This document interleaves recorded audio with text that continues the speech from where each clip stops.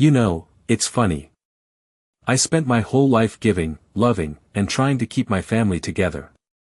But in the end, the ones you trust the most can still hurt you the hardest. Alice Davis sat in her cozy living room, the soft hum of the heater barely audible over the silence. At 65, Alice had never imagined that her quiet, comfortable life would turn upside down like this. After the death of her husband, Robert, she found herself alone, but not lonely. She had her children, her son, David, and her daughter-in-law, Victoria, who had always been her pride and joy. She thought they would take care of her as she had taken care of them. She was wrong. The events leading up to her 65th birthday had been nothing short of a wake-up call. It all started when Victoria, in her usual sweet tone, asked for a small loan to help with the wedding expenses.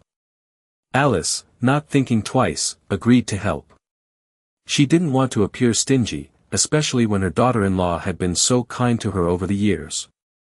But that was only the beginning. Soon, the requests grew larger, more frequent, and more demanding. Alice started to feel a pang of discomfort, but she pushed it aside. After all, family came first, didn't it?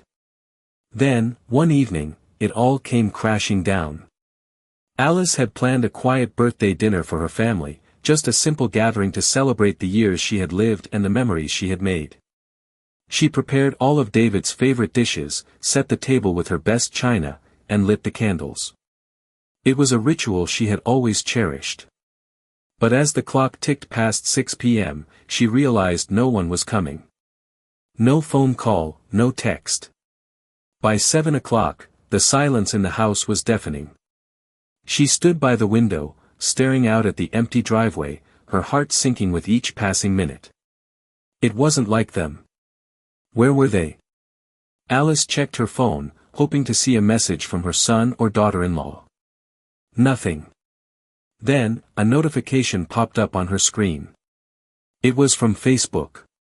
Alice clicked it, her fingers trembling as she saw the photo, her son, David, and Victoria, standing on a beach in Hawaii, smiling.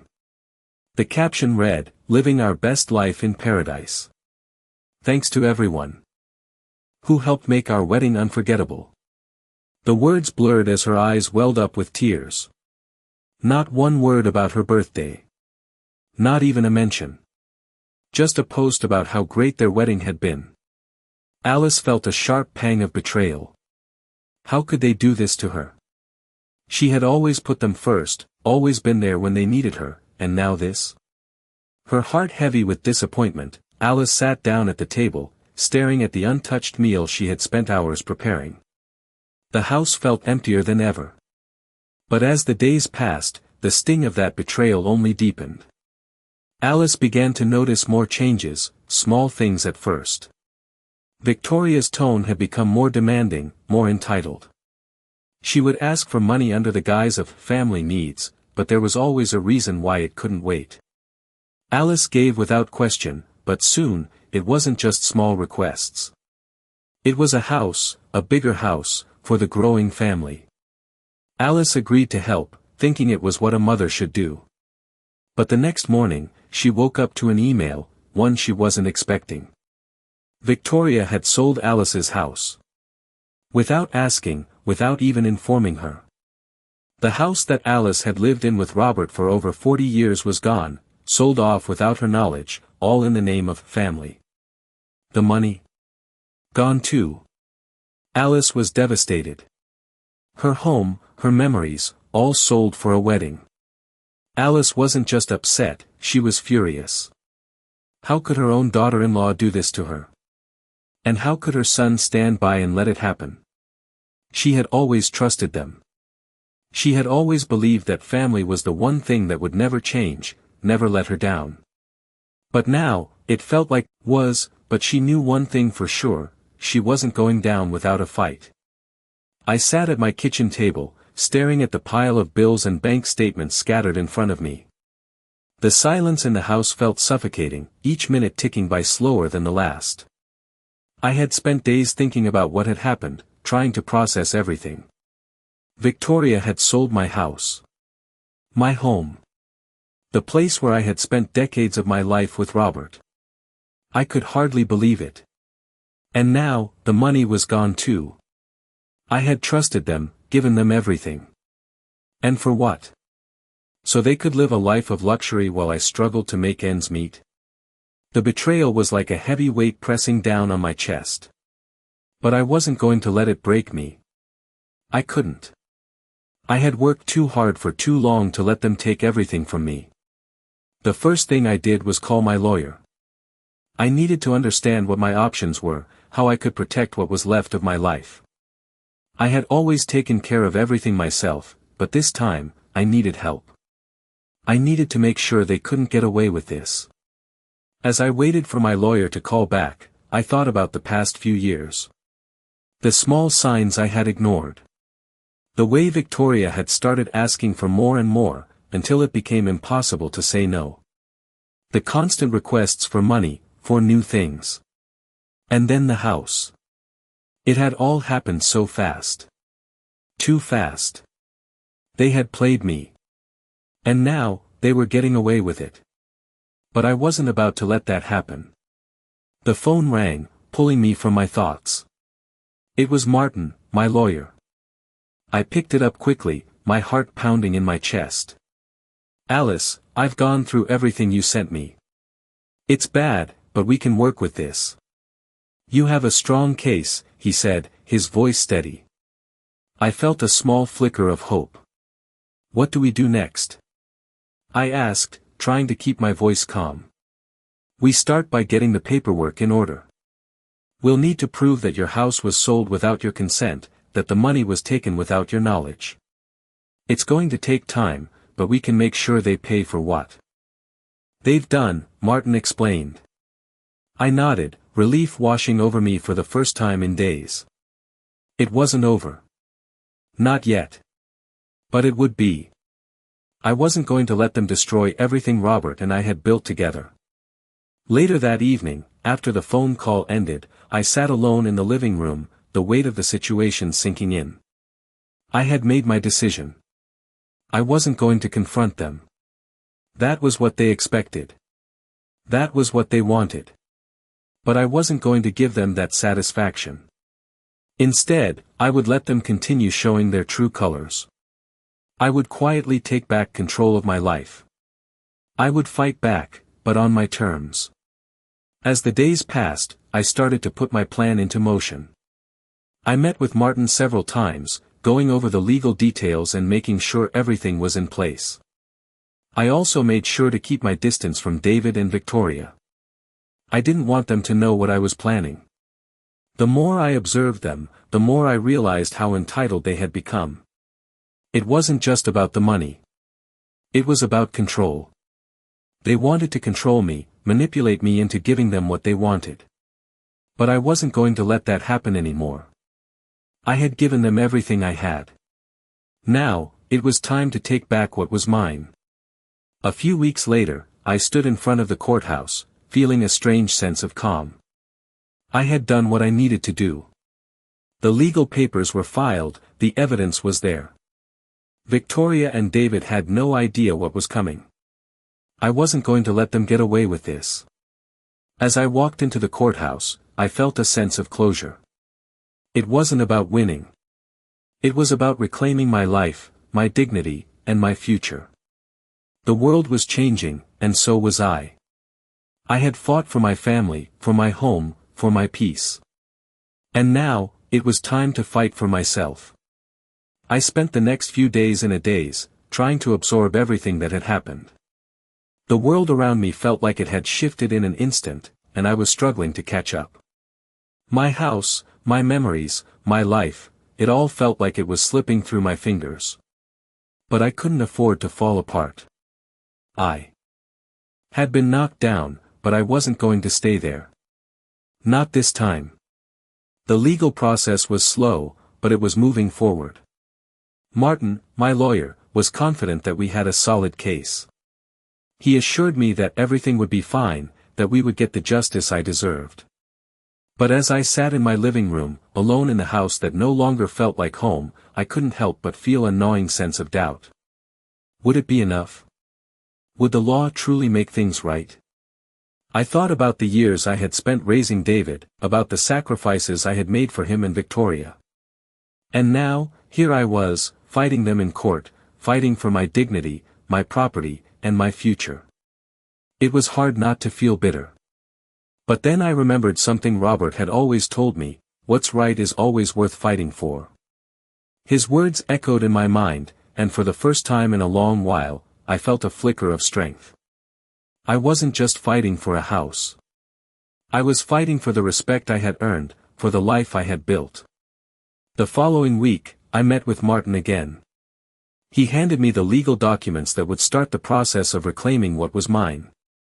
As I signed them, I felt a strange sense of calm. It wasn't just about winning. It was about taking control of my own story. I wasn't going to let them dictate my life anymore. As I left the law office, I felt a weight lift off my shoulders. The next step was clear: I had to confront David and Victoria. I knew it wouldn't be easy. But I also knew that I couldn't keep running from the truth. I had to face them. I had to show them that I was done being manipulated, done being treated like I didn't matter. The confrontation came sooner than I expected. That evening, David called, asking if I would meet him for dinner. I agreed, not sure what to expect. When I arrived at the restaurant, I saw him sitting at a table near the window, looking more relaxed than I had seen him in months. He smiled when he saw me, but I could tell something was off. His smile didn't reach his eyes. "Mom, I'm glad you could make it," he said, gesturing to the seat across from him. I sat down, trying to remain calm. "I didn't want to wait any longer," he continued. "There's something I think we need to discuss." I looked at him, trying to read his face. "What is it?" I asked, my voice steady. David hesitated, then spoke again. "I know things have been tense between us. And I realize I haven't been there for you like I should have." His words felt hollow, like he was saying what he thought I wanted to hear. I didn't want to hear apologies. I wanted the truth. "David," I said, my voice firm. "I need you to listen. I know what's been happening. I know about the house, about the money. And I'm done pretending like everything is okay." He blinked, taken aback by my directness. "What do you mean?" he asked. "You've been taking from me," I said, my voice rising slightly. "And not just money, but my trust. You've sold my home, and you've drained my bank account without my permission. And now, you want to sit here and pretend like everything is fine?" There was a long pause, and for a moment, I thought he was going to argue. But then his face fell. "Mom, I didn't mean for any of this to happen. I thought it would be okay," he stammered. "I thought you wouldn't mind helping us." "I do mind," I said sharply. "I've helped you, and I've given you everything I had. But this isn't helping. This is taking." David looked down, unable to meet my gaze. "I never meant for it to go this far," he whispered. I didn't realize how much we were asking. I could see the guilt in his eyes, but it wasn't enough. It wasn't enough to undo the damage. "It's too late for that," I said quietly. "The damage is done. And I'm going to make sure it doesn't happen again." The conversation ended there. We didn't say much more. As I walked out of the restaurant, I felt a strange sense of closure. I had said what needed to be said. I had taken back some control. But I knew the battle wasn't over. The legal fight was just beginning, and I was ready for it. It wasn't going to be easy, but I had already survived the hardest part. Now, it was time to make sure that David and Victoria would face the consequences of their actions. And this time, I wouldn't back down. The days following my confrontation with David were quiet, but the silence was deafening. I kept myself busy, trying not to let my mind wander back to that conversation. I had said everything I needed to say, but something about the look in David's eyes kept nagging at me. It wasn't just guilt, it was something deeper. I couldn't shake the feeling that there was more to this story, more than he was willing to admit. The legal proceedings were moving forward, slowly but steadily. Martin, my lawyer, had assured me that we had a solid case. But I knew the road ahead wouldn't be easy. The thought of seeing Victoria and David again, this time in a courtroom, made my stomach twist. They had taken so much from me, my house, my money, and my trust, but I wasn't going to let them take my peace. One morning, I woke up early to a quiet house. The sunlight streamed through the windows, casting a warm glow across the living room. For the first time in weeks, I felt at peace. My mind wasn't racing with anger or frustration. It was just calm. I had taken control. The next few days were spent in preparation for the court hearing. I gathered all the evidence, all the documents that proved my case. Every bill, every transfer, every signed contract. It was all there, laid out in front of me. I wasn't going to let their lies stand. I was going to show the world the truth. The day of the hearing arrived, and I found myself standing outside the courthouse, feeling a strange mixture of anxiety and determination. I wasn't sure what to expect. Would they show up?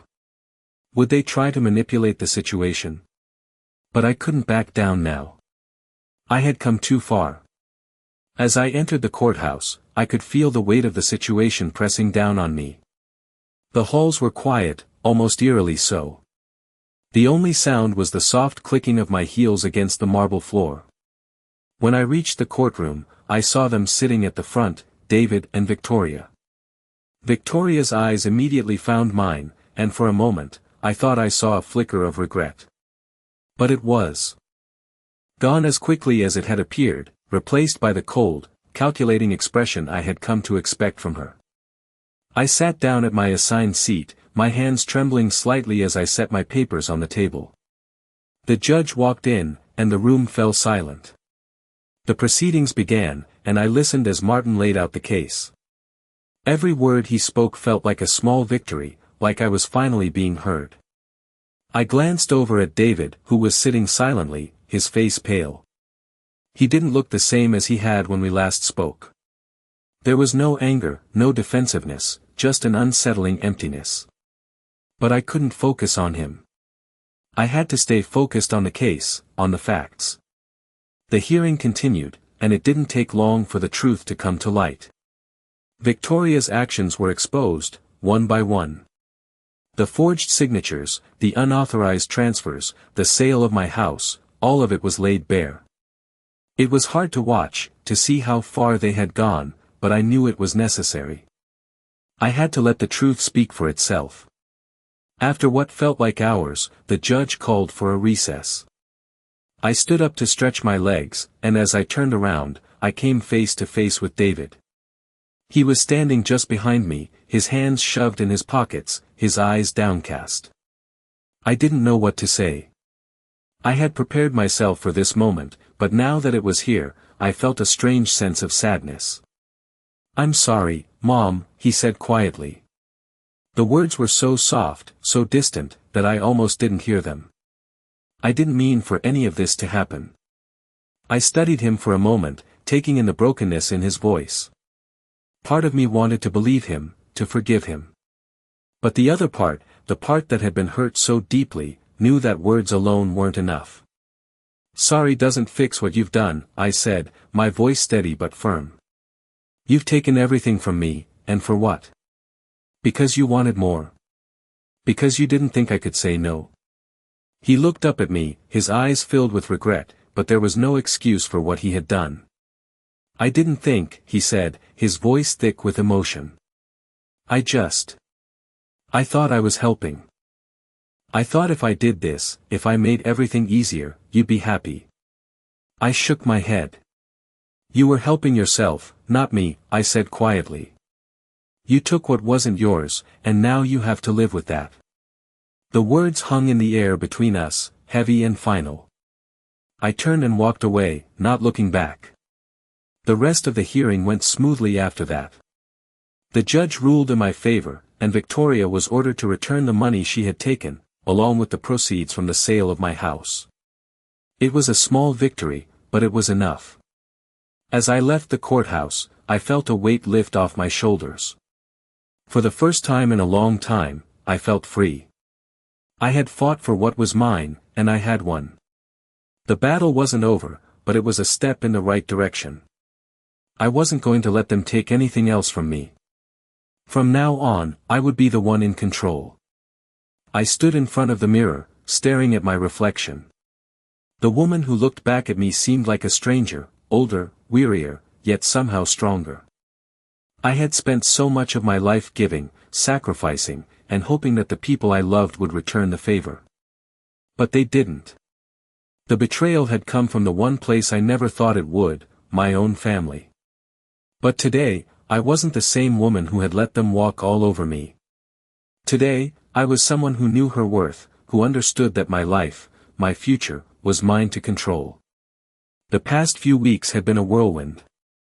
After the court ruling, things settled into a strange calm. The money was returned, and Victoria was forced to hand over what she had taken. I felt relief, but it was bittersweet. The damage had been done. My relationship with David had changed. There was no going back to how things were before. I had always believed that family was everything, that blood was thicker than water. But I had learned the hard way that family could be the source of your greatest pain. I thought about the last conversation I had with David. I couldn't forget the look on his face, the sadness in his eyes as he tried to explain himself. I wanted to believe him. I wanted to forgive him. But how could I? How could I forgive someone who had taken everything from me without a second thought?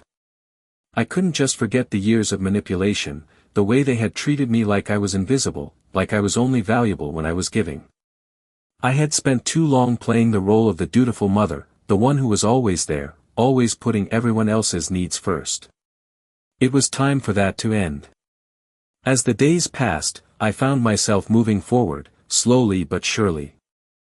I began to reclaim the parts of my life I had neglected for so long. I signed up for an art class at the local community center, something I had always wanted to do but never had the time for. I started spending more time with old friends, reconnecting with people who truly cared about me. I took long walks by the lake, letting the fresh air clear my mind and soothe my soul. But the most important change came when I decided to sell the house.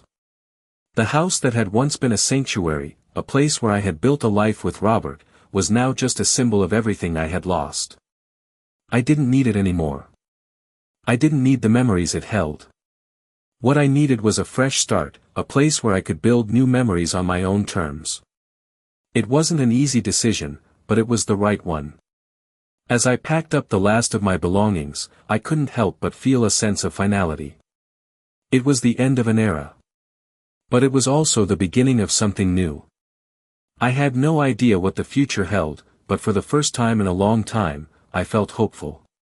I didn't know what the next chapter of my life would look like, but I was ready to find out.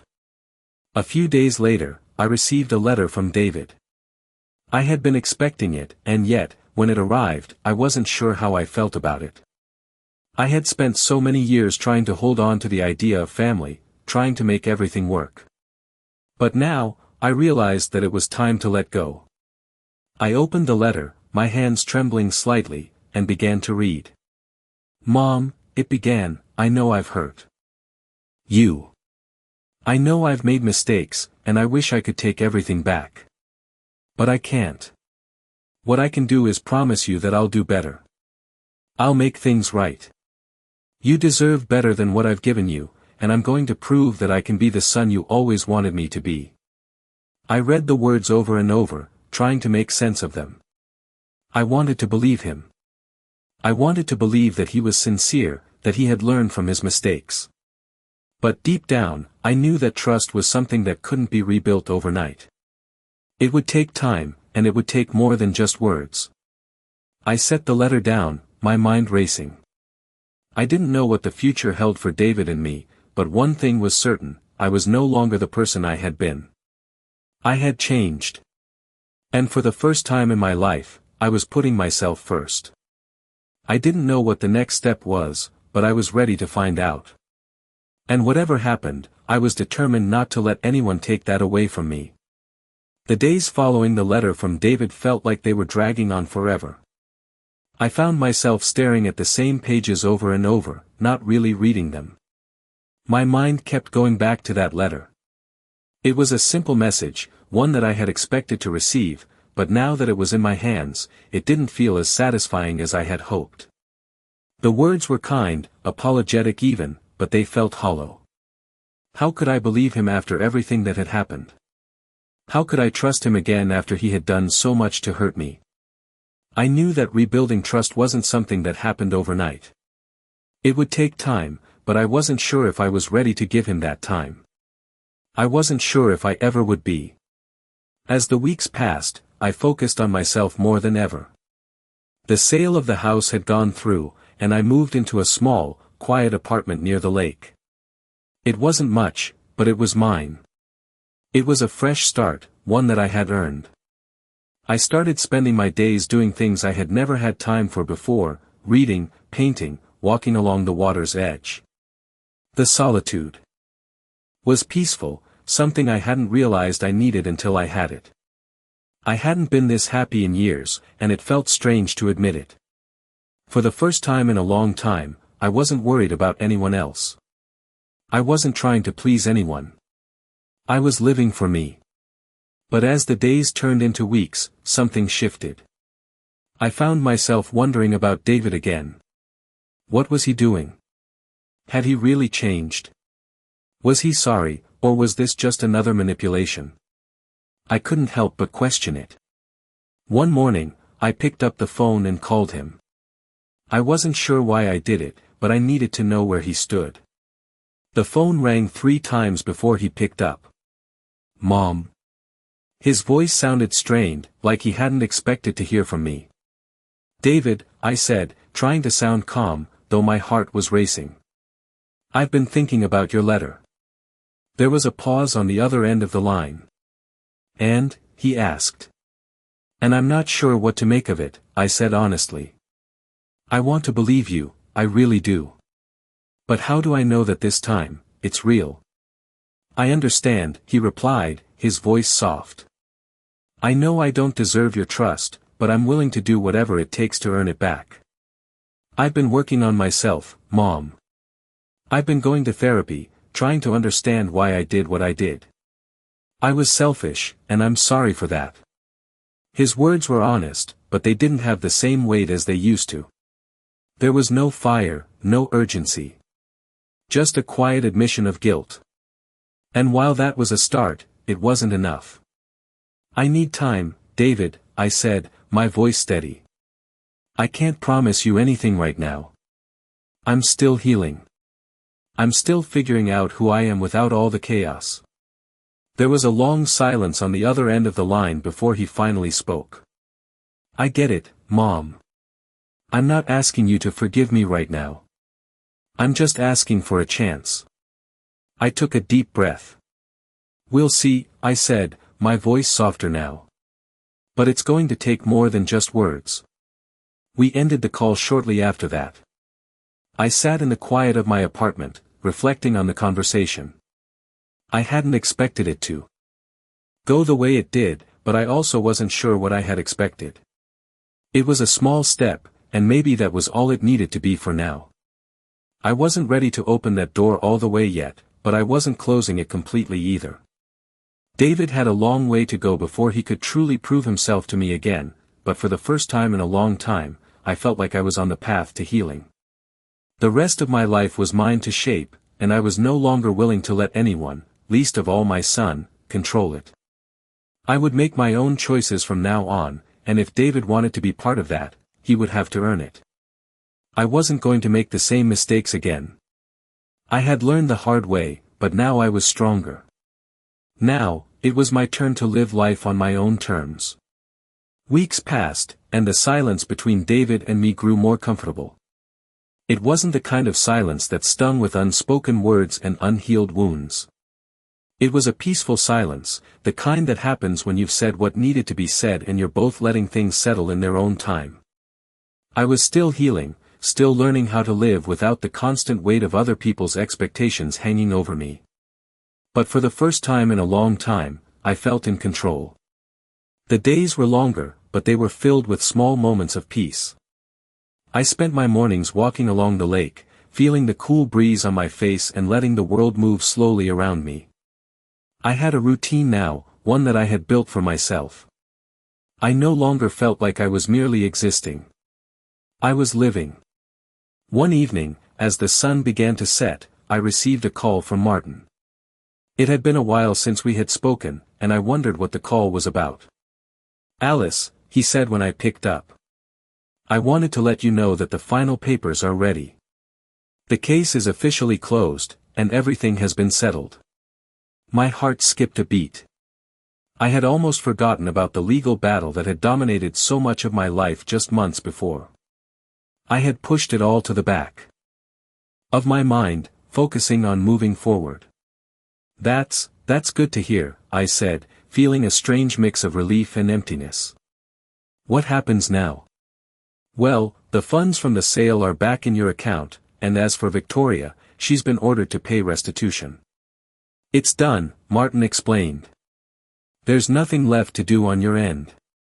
I thanked him, but I couldn't shake the feeling that something was still missing. The justice was there. The money was back where it belonged. But the emotional toll, the damage to the trust one had once had in my family, couldn't be fixed by a court order. I hung up the phone and sat in silence for a while, letting the weight of the news sink in. Part of me wanted to celebrate. The battle was over. I had won. But another part of me felt hollow, like there was still something unresolved. I had gotten back what was mine, but what about the years I had lost? What about the relationships I had put so much effort into, only to have them crumble? That night, as I lay in bed, I thought about David. I thought about the promise he had made, the words he had said in his letter. I wondered if he had really changed, if he truly understood what he had done. But then I remembered what I had learned in these past few months. Change doesn't happen because someone says the right words. Change happens through actions. And David had a long road ahead of him before he could show me that he had truly changed. I wasn't ready to forgive him, not yet. Maybe one day, I would be. But that day wasn't today. The next morning, I woke up early, the sun just beginning to rise over the lake. I grabbed my coffee and stepped outside, taking in the quiet beauty of the world around me. The air was crisp, and the sound of the birds chirping in the distance was a comfort. It was a new day, and it felt like a new beginning. I wasn't sure what the future held, but I knew that it was mine to shape. I wasn't going to let anyone control my story anymore. Not David, not Victoria, not anyone. I had learned that I was stronger than I had ever given myself credit for. And now, it was time to keep moving forward. A few days later, David called again. I had been expecting it, but this time, something felt different. When I answered, his voice was quieter, more serious than before. "Mom, I just wanted to say that I'm proud of you," he said. "I know I messed up, and I don't expect things to be fixed overnight. But I've been thinking a lot about everything, and I just want you to know that I'm here. Whenever you're ready, I'll be here." I didn't know what to say. Part of me wanted to thank him for his words, but another part of me wasn't sure if I was ready to hear them yet. "Thank you, David," I said softly. "But I'm not ready yet. I need more time." There was a long pause on the other end of the line, and I could almost hear him nodding. "I get it," he said. "Take all the time you need. I'll be here when you're ready." We hung up, and I felt a strange sense of peace wash over me. He was right. There was no rush. I wasn't ready to forgive him, but I was starting to see that maybe, just maybe, there was hope for us. It wasn't about forgetting what had happened. It was about finding a way to move forward, together or apart, in a way that felt right. I wasn't ready for a reunion, but I was ready to take the next step in my journey. And for the first time in a long time, I felt like I was on the right path. The future was wide open, and I was finally free to choose what came next. I woke up one morning to the sound of raindrops tapping gently on my window. It was still early, but I could feel the change in the air. The seasons were shifting, and so was I. The past few months had been a blur of adjustments, small victories, and moments of reflection. I had made peace with the sale of my house, the betrayal from David and Victoria, and the quiet steps I had taken to reclaim my life. But something felt different now. Something had changed within me, and it wasn't just the new apartment or the quiet mornings by the lake. It was deeper. I had started to understand that life wasn't about holding on to what had been. It was about what I was willing to build next. I sat up in bed, stretching my arms above my head, feeling the muscles in my back loosen up. I had started doing yoga again, something I used to do with Robert. It had been years since I'd taken the time to focus on my own well-being, but now it was a part of my routine. My life wasn't about the things I had lost, it was about the things I was gaining.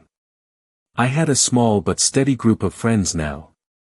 People who cared about me, who didn't want anything from me except my time and my company.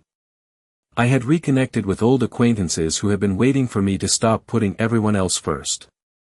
I had learned to say no when I needed to protect my own peace. And I was finally learning how to put myself at the center of my own story, instead of always being in the background. A week later, I was sitting in a small cafe near the lake, sipping on my coffee and flipping through a magazine. The place was quiet, with only a few customers scattered around. I loved the solitude. The calm. And then the door opened, and I looked up, startled. It was David. He stood there for a moment, scanning the room, and then his eyes landed on me. He hesitated before walking over, his hands stuffed into his jacket pockets, his face uncertain. "Mom," he said quietly as he reached my table. I felt a flutter in my chest, a mixture of emotions I wasn't sure how to process. "David," I said, trying to keep my voice steady. "What are you doing here?" I wanted to talk," he said, his voice hesitant. "I've been thinking a lot, and I know I hurt you. I know I've been a terrible son, but I want to make things right. I don't expect you to forgive me right now, but I need you to know that I'm trying." His words hit me like a wave. I wasn't sure what to say. A part of me wanted to tell him to leave, to keep my distance. But another part of me, the part that still held out hope for some kind of reconciliation, couldn't bring myself to do it. "Sit down," I said after a moment. He pulled out the chair across from me and sat down slowly, his eyes not meeting mine. "I'm not sure what you want from me, David," I said, my voice softer now. "I don't know if I'm ready to hear you tell me that you're sorry. I don't know if I can forgive you, not yet." He nodded, looking down at his hands. "I understand. I've been talking to a counselor, trying to figure out what went wrong. I've been trying to understand why I did what I did, why I hurt you and Mom. I never realized how much I was taking from you until everything came crashing down.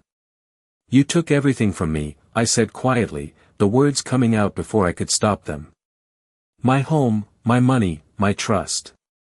You thought it was easy to just take and take without ever asking. And I let you do it. I let you manipulate me. I thought I was helping, but I wasn't." The silence hung between us for a long time.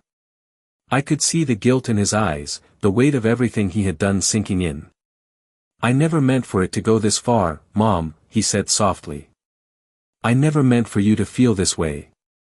I was so caught up in my own life, in my own problems, that I didn't even see how much I was hurting you. I thought you were always going to be there for me, no matter what. That's what I've been trying to tell you," I said, my voice growing steadier. "I've always been there for you. But I can't keep giving if I don't get anything in return. I can't keep sacrificing myself for people who don't appreciate me." "I do appreciate you, Mom," he said, looking up at me now. "I don't know how to make up for what I've done, but I'm willing to try." I sat back in my chair, staring at him for a moment, trying to make sense of everything. There was still so much anger inside me, so much hurt. But there was something else too, a small spark of hope, a faint sense that maybe, just maybe, we could rebuild something. "I'm not ready to forgive you, David," I said quietly. "And I don't know if I ever will be. But I'm willing to let you try. I'm willing to see what you do with this second chance. But it's not just about words. It's about actions. It's about showing me that you've changed." He nodded, his face serious. "I will. I promise." He didn't say anything else. He just sat there, waiting for me to say something more, but I didn't. I didn't know what else there was to say. After a few more moments, he stood up and left, leaving me alone with my thoughts. As I sat there, I realized something. This was the first time in a long time that I felt like I had a choice. I wasn't tied to the past anymore. I wasn't bound by old mistakes and old patterns. The future was wide open, and I could choose what came next. I didn't have all the answers, and I didn't have to. But for the first time in a long time, I felt like I was finally free. I woke up to the sound of rain against my window again. This time, though, the sound felt different. There was a sense of calm that came with it, a sense of acceptance. I hadn't been expecting to feel this way, not after everything that had happened. But here I was, sitting in my quiet apartment by the lake, feeling at peace. The world outside was changing, the seasons shifting, and so was I. I had spent so many years focusing on everyone else, trying to hold everything together, that I had lost sight of myself. But now, I was learning how to put myself first. I had built a life for myself, one that was mine alone, and it felt good. It wasn't perfect. It wasn't the life I had imagined, but it was mine. I had learned to stop waiting for apologies that might never come. I had stopped holding on to anger that only weighed me down. I had started to heal, to forgive, not just others, but myself as well. A few days later, as I sat by the lake, enjoying the quiet, I heard a knock at my door. I wasn't expecting anyone, and for a moment, I wondered who it could be. I opened the door to find David standing there, looking more nervous than I had ever seen him. He was holding a small box in his hands, something wrapped in plain brown paper. I didn't know what to say at first. Part of me wanted to turn him away, to close the door and keep moving forward on my own. But something inside me told me to listen. "Mom," he said, his voice soft. "I know we've had a lot of tough conversations. I know I've hurt you, and I can never take that back. But I wanted to show you that I'm trying. I've been working on myself, and I've been trying to make things right. I don't know if this will mean anything to you, but I want to give it to you." He handed me the small box, and I took it from him slowly. I wasn't sure what to expect. My heart was racing. I opened it carefully, and inside, I found a necklace. It wasn't anything extravagant. It was simple, with a small pendant in the shape of a heart. I could tell it had been chosen with care. "I know it's not much," David continued, "but I thought it might be a step in the right direction. I want to show you that I'm committed to making things better, that I'm not going to let you down again." I stared at the necklace for a moment, the weight of everything we had been through hanging between us. "I don't know if I'm ready to forgive you, David," I said quietly, my voice steady but full of emotion. "But I appreciate this. I appreciate that you're trying." He nodded, his eyes downcast. "I understand. And I'll keep trying. Whenever you're ready, I'll be here." There was a long silence as we stood there, the rain softly falling in the background. I didn't know what the future held for us. I didn't know if we would ever have the relationship we once did, or if things would ever be the same. But standing there, holding the necklace, I realized that maybe it wasn't about going back to what we had. Maybe it was about building something new, something stronger. "I'll be here, too," I said softly, looking up at him. "But it's going to take time." David smiled, a small but genuine smile. "I know. I'm willing to wait." He turned to leave, and as he walked down the hallway, I couldn't help but feel a glimmer of hope. Things weren't perfect, but they were moving in the right direction. The rain had stopped, and the clouds had started to break apart, letting the sunlight through. I stood there for a moment, watching as the light filtered through the window, feeling a sense of calm wash over me. The future was still uncertain, but for the first time in a long time, I wasn't afraid of it. I was ready to face whatever came next. I had learned to let go of the past, to forgive where I could, and to move forward. And in that moment, I realized that the most important thing was that I was no longer waiting for someone else to fix things. I was fixing them myself. I didn't need anyone else to validate my worth. I was enough on my own. I wasn't sure what the next chapter of my life would look like, but I was ready to find out. The road ahead was wide open, and I was determined to make the most of it.